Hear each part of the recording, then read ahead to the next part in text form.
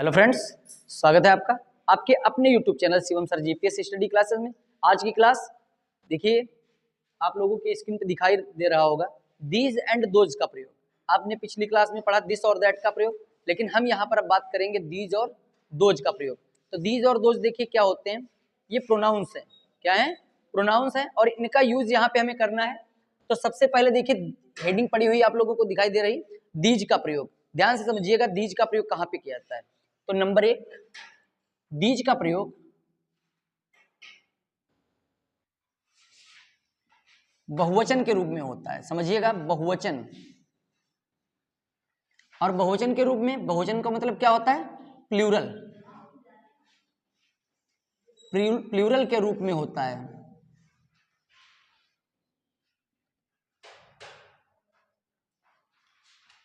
ठीक है, दीज का जो प्रयोग है वो किस रूप में होता है? प्लूरल रूप में होता है। दूसरे नंबर पे देखिए, दीज के साथ आर का प्रयोग किया जाता है। आर,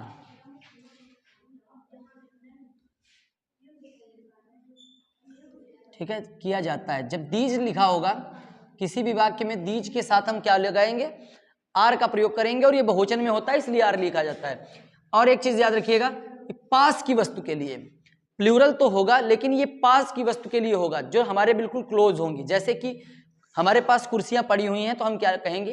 ये कुर्सियां हैं। ठीक है, लेकिन अगर कोई चीज दूर होगी तो हम फिर ये का प्रयोग नहीं करेंगे। पास की वस्तुओं के लिए। किसके लिए?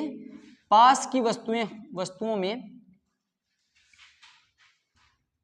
के लिए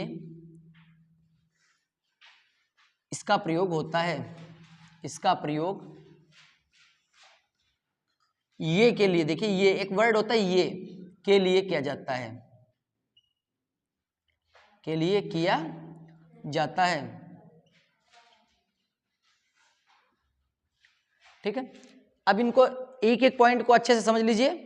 क्या लिखा हुआ है कि जो दीज का प्रयोग है वो बहुवचन यानी कि प्लूरल के रूप में किया जाता है। जो दिस दैट होता है उसका प्रयोग एक वचन सिंगुलर के रूप में होता है। दीज का प्रयोग बहुवचन प्लूरल के रूप में होता है। दीज के साथ में आर का प्रयोग किया जाता है। जब हम इनका प्रयोग ट्रांसलेट के रूप में करेंगे, ट्रांसलेट के आधार पर करेंगे, तो यहां पर हमको उसके साथ में क्या प्रयोग करना पड़ेगा? आर का प्रयोग किया जाएगा।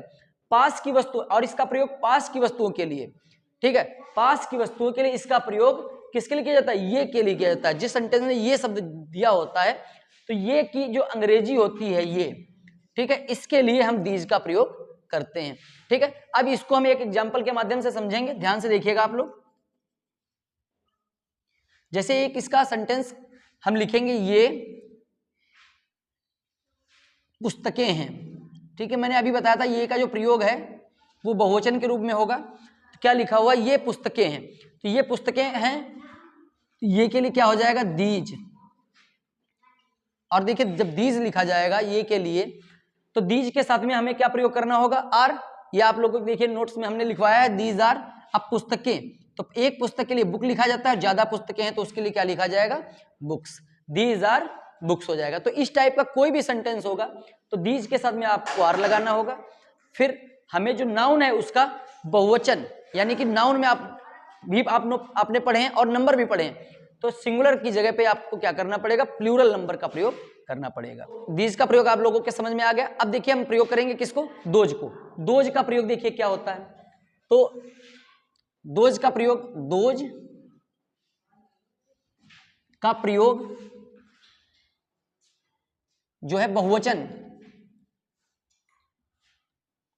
वाक्यों में, इसका भी देखिए प्रयोग जो है बहुवचन वाक्यों में होता है। बहुवचन वाक्यों में प्रयोग किया जाता है इसका। बहुवचन वाक्यों में किया जाता है।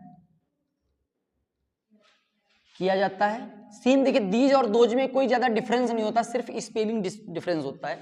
नंबर 2 पर दोज के साथ देखिए जो आर है, ठीक है, एक चीज ये आप लोग समझ लीजिएगा, जो इज आर एम ये होते हैं वो क्या कहलाती हैं? ये वर्ब्स होती हैं, हेल्पिंग वर्ब्स इसको बोलते हैं, हेल्पिंग वर्ब्स। और यहां पर देखिए जो आर का प्रयोग है वो है के लिए किया जाएगा, जो तुम्हारी आप लोगों के लिए लिखी गई है, वाक्य में लिखी जाएगी। आर हेल्पिंग वर्ब्स होती हैं का प्रयोग करते हैं।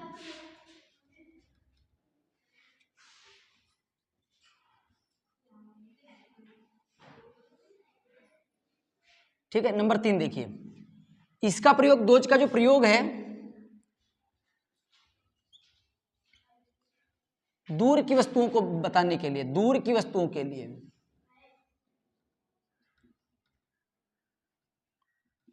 वस्तुओं के लिए, वो के लिए किया जाता है। क्या एक हिंदी में वर्ड होता है वो, के लिए किया जाता है।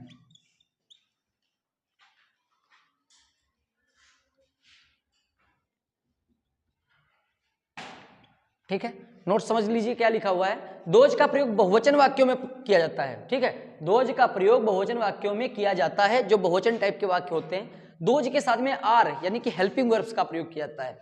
दोज का प्रयोग दूर की वस्तुओं के लिए किया जाता है, जैसे हमको कोई चीज, किसी चीज के बारे में बताना है, और वो भी देखिए प्लूरल नाउन। बहुवचन का मतलब होता है प्लूरल नाउन के रूप में होता है, जैसे वो पुस्तकें हैं। ठीक है, दूर पर रखी चीज, वो पेड़ हैं। ठीक है, जो चीजें दूर रखी होंगी उनके लिए हम उनको इंडिकेट करेंगे, तो ये हो जाएगा। एग्जाम्पल के माध्यम से समझिए कैसे ट्रांसलेट करना है। वो लड़कियां हैं, मैंने क्या बताया, वो लड़कियां हैं। क्या हो जाएगा, वो के लिए दोज, हैं के लिए क्या लगाएंगे, आर, लड़कियों के लिए क्या लिखेंगे, गर्ल्स। ठीक है, वो के लिए क्या हो गया, दोज हो गया, हैं के लिए क्या लिखा गया, आर, और लड़कियों के लिए क्या लिखा जाएगा, गर्ल्स, दोज आर गर्ल्स। ठीक है, तो दीज और दोज का जो प्रयोग है वो आप अच्छे तरीके से समझ गए होंगे सभी लोग बच्चे। अब हम बात करेंगे इसके आगे, देखिए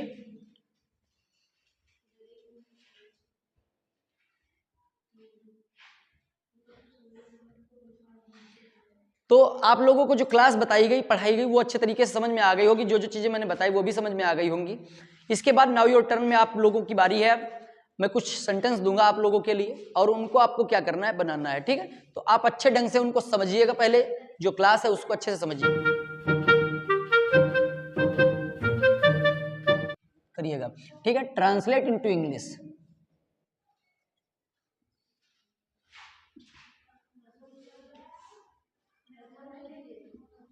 ठीक है, मैं हिंदी में दूंगा, आपको उन्हें कन्वर्ट करना है इंग्लिश में। ठीक है, चलिए,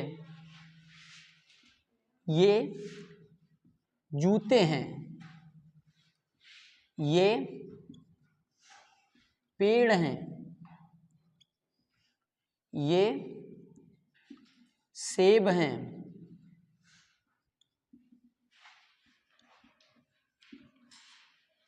सड़कें हैं, ये गाड़ियां हैं,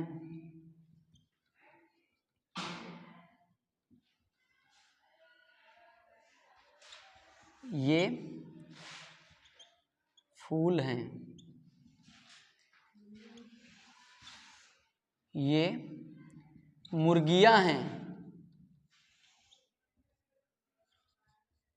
ये कुत्ते हैं।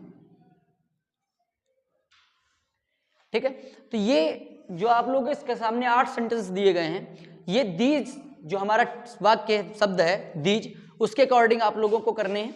और इसके बाद देखिए मैं वो से संबंधित यानी कि दोज जो हमारा दूसरा शब्द था उससे रिलेटेड मैं कुछ कुछ आप लोगों को टेंसेस दे रहा हूं, उनको भी आप लोग करिएगा।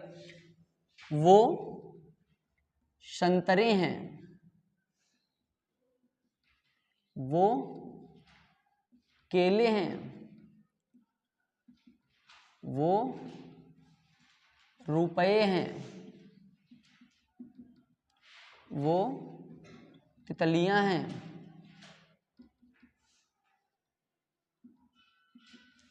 वो कौवे हैं,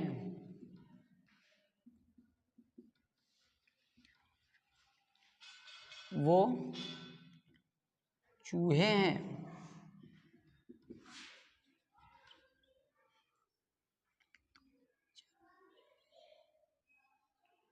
वो फल हैं,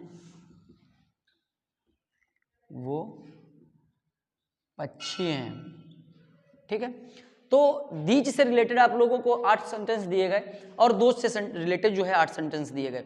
तो आप लोग क्या करिएगा, इनको एक एक करके अच्छे ढंग से बनाइएगा और बनाने के बाद इनको आप लोग समझ लेने के बाद आप कॉपी पे लिख दीजिएगा। ठीक है, तो ये थी आप लोगों की आज की क्लास। और उसके बाद आप लोगों का नाउ योर टर्न में आप लोगों का वर्क, ठीक है। और अब वक्त हो चला है आप लोगों के मस्ती टाइम का।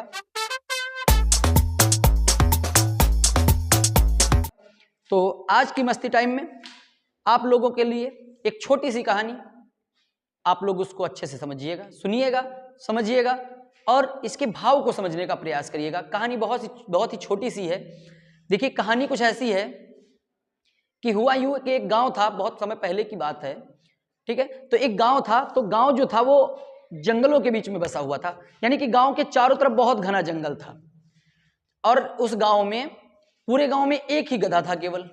देखिए कहानी क्या होता है, कुछ लोग आलसी टाइप के होते हैं, ठीक है, आलसी, क्या ही कहें आप लोगों को, मैं तो नहीं कहूंगा कि आप लोग आलसी हैं, आप लोग तो मेहनती हैं, लेकिन आप लोगों में कुछ लोग ऐसे भी होते हैं जो बहुत ही आलसी होते हैं। आलसी, देखिए आलसी वो नहीं है जो काम नहीं करते, आलसी वो हैं जो कर सकते हैं लेकिन नहीं करते। जैसे कि आप लोग काम कर सकते हैं लेकिन आप करते नहीं, तो इसका मतलब आप सबसे बड़े आलसी हैं। आपको काम आप कर सकते हैं, आपको करना चाहिए। तो देखिए कहानी क्या है, कहानी बिल्कुल सेम टू सेम इसी के आधार पर बनी हुई है। हुआ ये कि एक गांव में एक ही गधा था, और गधा जो था वो बहुत ही मेहनती था। जिस व्यक्ति के पास वो गधा था, यानी कि जिस मालिक के पास, वो अपने मालिक उसका जो था वो गधे से बहुत काम लेता था। और जिस दिन उस मालिक के पास कोई काम नहीं होता था तो वो क्या करता था, उस गधे को दूसरे लोगों को दे देता था कि जाओ ले जाओ, तुम भी इनसे काम कर लो जाके, तुम भी इससे काम कर लो जाके, क्योंकि पूरे गांव में एक ही गधा था चूक, तो सभी लोग उसी गधे से काम कराते थे। तो एक दिन क्या हुआ, गधा अब अपने मन में सोच रहा कि ऐसे तो मेरी जिंदगी व्यर्थ चली जाएगी, मैं कब तक ऐसे इन लोगों के लिए काम करता रहूंगा, ऐसे बड़ी समस्याएं आ जाएंगी। तो उन्होंने क्या किया, उस गधे ने एक दिन विचार किया, सोचा कि मैं यहां से भाग जाता हूं। फिर क्या हुआ, अब चूंकि गांव इतने घने जंगल में था कि उसका रास्ता बाहर निकलने का किसी को पता नहीं था, गांव के किसी भी व्यक्ति ने बाहर निकलने का कोई रास्ता नहीं खोजा था। फिर एक दिन क्या हुआ, गधे ने अपने मन में विचार किया, रात में गधा वहां से भाग गया। जैसे तैसे करके गधा जो है वहां से भाग गया और भाग करके शहर निकल गया, यानी कि जंगल पार करके गांव के बाहर निकल गया। तो जब बाहर निकल गया तो सुबह जब हुई तो ये पूरे गांव में बात फैल गई कि गधा गांव छोड़ के भाग गया, और वो भाग गया और निकल भी गया शहर। तो ये बात गांव के लोगों को बड़ी आश्चर्य हुई कि जो रास्ता हम नहीं आज तक खोज पाए वो गधा खोज के निकल गया। ये बात होती करती कुत्तों को पता चल गई। अब देखिए आदमी बात करते हैं तो कुत्तों को पता चल ही जाता है कोई घटना होती है, क्योंकि कुत्ते भी हमारे तुम्हारे बीच में रहते हैं, बड़े समझदार होते हैं, उनको भी पता चल गया। अब कुत्ते ने सोचा कि यार जब गधा निकल कर जा सकता है तो हम लोग क्यों नहीं जा सकते, एक ही गांव में रह रहे हैं, वही चीजें खा खा करके परेशान हो गए, क्यों ना शहर की रास्ता नापी जाए, बाहर निकला जाए। अब कुत्ते के में देखिए सूंघने की शक्ति बहुत ज्यादा होती है। कुत्ते ने क्या किया, गधे का जिधर से गधा निकला था कुत्ते भी उधर से ही रास्ता सूंघते सूंघते निकल गए। अब देखिए गधा तो निकल ही गया, साथ में कुत्ते भी निकल गए पीछे से। अब लोगों ने सोचा कि यार हम तो इंसान हैं, गधा निकल गया, कुत्ते निकल गए, अब हम लोग बताओ शहर की तरफ नहीं जा पाते, यहीं फंसे रहते हैं, कोई काम होता है शहर नहीं जाते, कहते रास्ता नहीं मालूम है। तो लोगों ने क्या किया, उसी रास्ते से जिधर से गधा गया था, कुत्ते गए थे, वो रास्ता दे करके उधर से ही निकल गए। तो जब उधर से निकल गए तो लोग भी अब उसी रास्ते से देख करके निकलना शुरू कर दिया, लोग भी उसी रास्ते से अब शहर की तरफ निकल गए। अब लोगों को गांव से बाहर निकलने का रास्ता पता चल गया, इस तरीके से पता चल गया। तो फिर एक दिन क्या हुआ, जो गांव के मुखिया थे उन्होंने सोचा कि अब तो रास्ता बन ही गई है तो क्यों ना यहाँ पे पक्की सड़क का निर्माण करवा दिया जाए। तो वो गए बाहर उसी सड़क से निकल करके शहर, और वहाँ अधिकारियों से मिले, कहा कि सर हमारे गांव की रास्ता तो बन गई है, आप ऐसा करिए हमारे गांव के लिए सड़क जो है शहर से मिलती हुई बना दीजिए। तो अधिकारियों ने कहा ठीक है आप जाइए, मैं इंजीनियर को भेजता हूँ। तो इंजीनियर आया, नाप जो की, सब चेक किया। तो चेक करने के बाद में देखा, तो चेक करने के बाद में जब कोई गड़बड़ी होती है तो लोग अनायास पूछ ही देते हैं। तो अधिकारी ने गांव के लोगों से पूछा कि अच्छा ये बताइए कि जो ये रास्ता है, तो पहले तो उसने रास्ते के बारे में सोच लिया। तो पहले तो सरपंच ने ये कहा कि आपको ज्यादा परिश्रम करने की जरूरत नहीं, रास्ता पगडंडी चलती है हमारे गांव से शहर की तरफ, आप उसी पे ऐसा करिए रोड बना दीजिए। तो उस अधिकारी ने कहा, जो चेक करने आया था इंजीनियर ने कहा कि अच्छा ये बताइए सड़क को खोजा किसने था, सबसे पहले उस व्यक्ति का नाम बताओ जिसने ये सड़क खोजी थी। तो इस इंजीनियर ने कहा इसको तो गधे ने ढूंढा था। अब अधिकारी को बड़ा आश्चर्य हुआ कि यह रास्ता अधिकारी ने ढूंढा। तो अधिकारी ने पता है क्या कहा कि मुझे पता ही था कि इसे किसी गधे ने ही ढूंढा होगा। तो लोगों ने पूछा ऐसा क्यों, कल ये गली जो है ये पूरे गांव से शहर को जोड़ने वाली सबसे लंबी सड़क है, सबसे लंबी सड़क, मतलब इससे छोटी सड़कें भी हैं लेकिन गधे ने चूंकि इसे ढूंढा था, तो ये सबसे लंबी सड़क है और मैंने दूसरा रास्ता खोज लिया है। अब ये तो सड़क 100 किलोमीटर जा रही है और हम तुमको दूसरी सड़क ढूंढ के देंगे, वो 20 ही किलोमीटर है, जिससे आप लोगों का समय भी बचेगा और सरकार का, गवर्नमेंट का खर्चा भी बचेगा। तो कहने का मतलब ये है, कहानी थी तो बहुत छोटी, लेकिन भाव ये है कि कभी भी हमें कही कहाई बातों पर ज्यादा भरोसा नहीं करना चाहिए। लोगों का काम है कहना, वो तो कहते हैं चले जाते हैं, ज्यादा हमें उन पर विचार नहीं करना चाहिए। हमें अपने अच्छे भविष्य के लिए अच्छे कर्म करने चाहिए, ये हमें अपने अंदर भावनाएं बनानी चाहिए। लोगों की बातों पर भी ध्यान देना चाहिए, लेकिन हमें हमारे लिए क्या सही है क्या गलत है, ये इसका निर्णय हमें खुद ही करना चाहिए। ठीक है, तो आज की कहानी यही हमें सिखाती है कि हमें आलसी नहीं बनना चाहिए, काम हमारे लायक है तो हमें करना चाहिए। ठीक है, गधा अगर जीवन भर ये सोचता तो रास्ता नहीं खोज पाता। हालांकि उसने बड़ा रास्ता खोजा, लेकिन उसने भले ही बड़ा खोजा हो लेकिन अपनी मंजिल तो ढूंढ ली। तो इस तरीके से आप लोग भी मेहनत करिएगा, संघर्ष करिएगा। हो सकता है आप लोगों को संघर्ष करना पड़े, लेकिन अगर आप मेहनत करते हैं सफलता आप लोगों को जरूर मिलेगी। ठीक है, तो आज की क्लास यहीं पर होगी समाप्त, मस्ती टाइम होगा समाप्त। आप लोग हमारे साथ बने रहिएगा, हंसते मुस्कुराते रहिएगा।